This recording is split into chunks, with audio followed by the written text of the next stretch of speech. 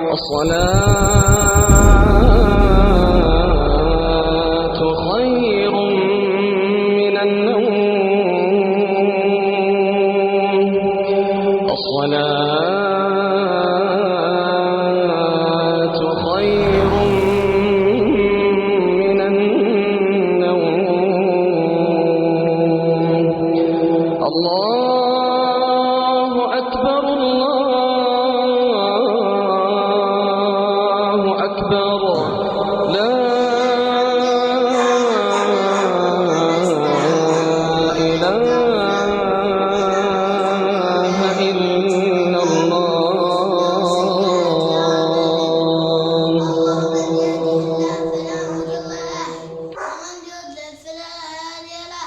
أشهد أن لا إله إلا الله وحده لا شريك له وأشهد أن محمدا عبده ورسوله صلى الله عليه وسلم. قال رسول الله صلى الله عليه وسلم: ركعة الفجر خير من الدنيا وما فيها. قال رسول الله صلى الله عليه وسلم: من صلى العشاء في جماعة فكأنما قام نصف الليل.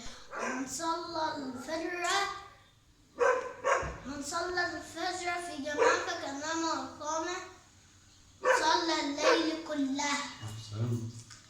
ومن صلى الصبح فهو في ذمة الله.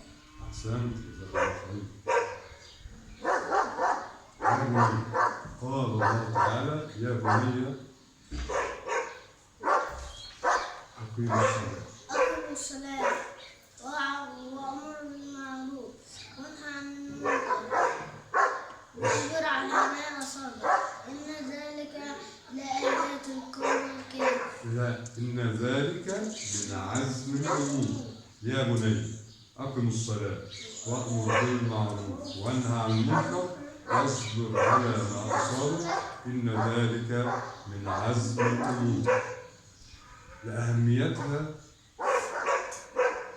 الصلاة أمرنا بها الله عز وجل بأركانها وشروطها وأوقاتها وواجباتها.